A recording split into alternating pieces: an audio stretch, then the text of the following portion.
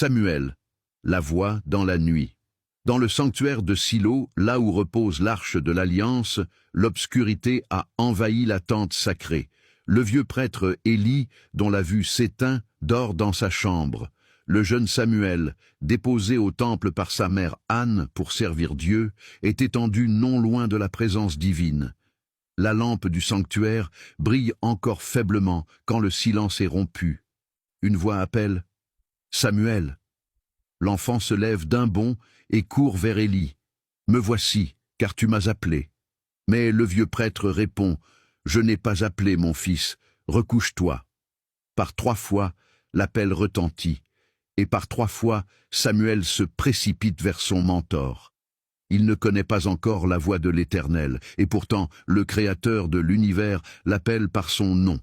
Élie comprend enfin que c'est Dieu qui s'adresse à l'enfant. Il lui donne ce conseil qui changera le cours de l'histoire. Si l'on t'appelle encore, dis, parle, Éternel, car ton serviteur écoute.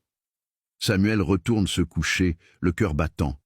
Lorsque la voix retentit une 4e fois, l'enfant répond avec humilité.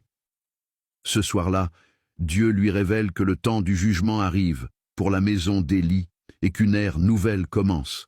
Samuel grandit, et l'Éternel est avec lui. Aucune de ses paroles ne tombe à terre.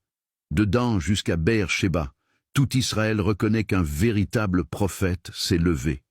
Samuel devient le dernier des juges, celui qui recevra la lourde tâche d'oindre les premiers rois de la nation. La voix entendue dans la nuit allait désormais guider tout un peuple. Dieu appelle parfois dans le calme et le silence. Êtes-vous prêt à répondre « Parle, Seigneur, ton serviteur écoute ». La suite, le choix du premier roi d'Israël, Saül.